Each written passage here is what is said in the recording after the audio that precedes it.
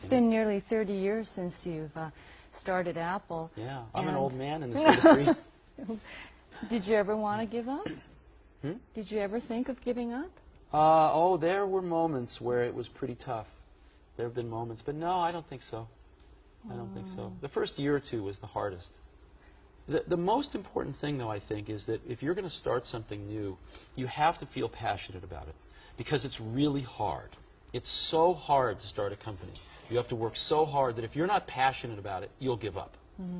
And most of the difference between people that succeed and people that don't is the people that don't give up. I see. They give up sooner than the people that succeed. And you have to be passionate about it because it's so difficult. You've been called a visionary, and what? How do you believe will be the role of the personal computer? What do you think will be the role the personal computer should play? The personal computer is entering its third great age. Third grade age? Third grade age. The first great age started around 1980, and that was the age of productivity with the spreadsheets and word processors and things like that. And that primarily benefited businesses. About 6 or 7 years ago, we began the second great age, which was the age of the Internet. And all of a sudden, not only businesses were benefiting, but regular people, consumers. We could buy these for our homes, and our children could get on the Internet, we could get on the Internet, and it was tremendous. But now that's maturing a little bit. And we're beginning the third great age, which is the age of digital lifestyle, which is being triggered by all these wonderful digital devices, most of which are coming from Japan. So we have digital camcorders, we have digital cameras, we have DVD players, we have handheld computers, we have cell phones, and all of these things, actually, the personal computer can make them even better. You first created a personal computer and there was no personal computer in 1975. It's very hard to believe. Well, that's why we made one. Yeah. We made one because we wanted one, and there wasn't one, so we had to make one. Did you know that when you made the personal computer, though, that this would become a major industry?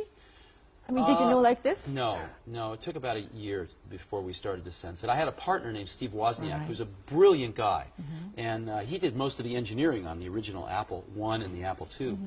And after about a year, we showed it to we just made it for ourselves. And we showed it to our friends, and they all wanted one.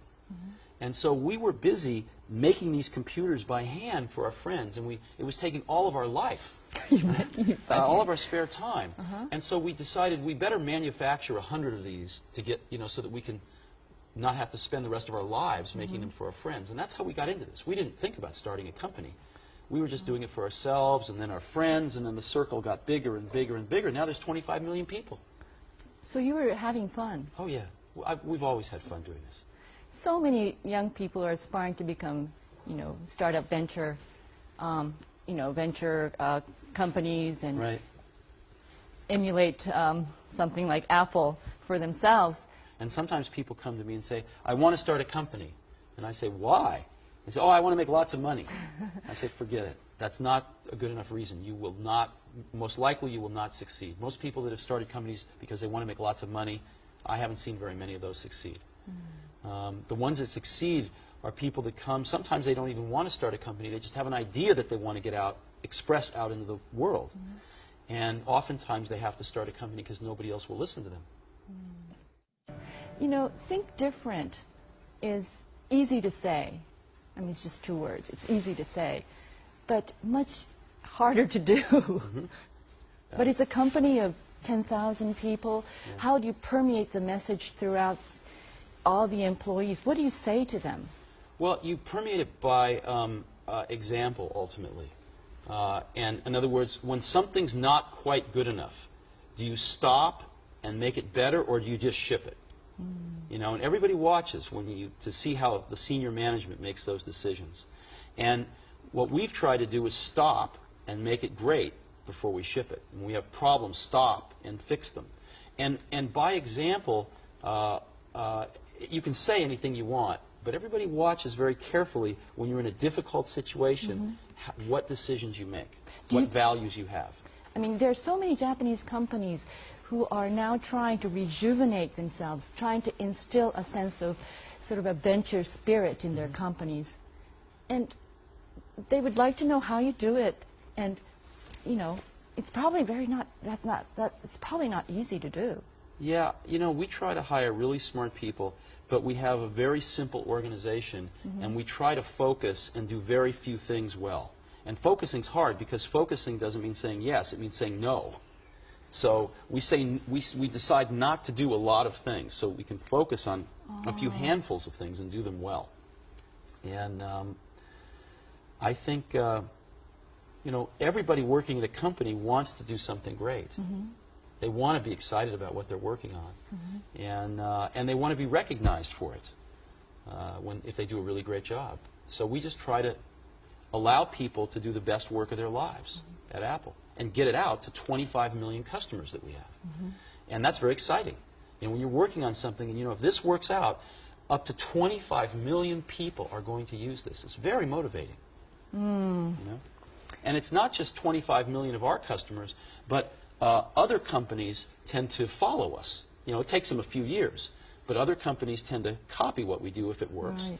And so we can influence the whole industry. I mean, you said that you've become an old man in the industry after 30 years. But do you see how do you see yourself 10 years from now? You know, my headlights are not that good. I don't know. I don't really think about it. You know, I think about a year, 2, 3 down the road. We have some projects at Apple that are sort of maybe 4 years down the road, 5 years, probably like 3 or 4 at the most, because things change too much. You can be going down a path. You say, well, in 5 years I want to be here, but then something new happens, and you just say, forget that. I want to be over there. So most of this 5-year planning that I've seen in my life, some of it's essential, but most of it changes too quickly. So we tend to look 3, 4 years. It's about as far ahead as we can see. So your quest for fun continues. Oh, yeah. Okay. Thank you. Thank you very much, Steve. Thank you.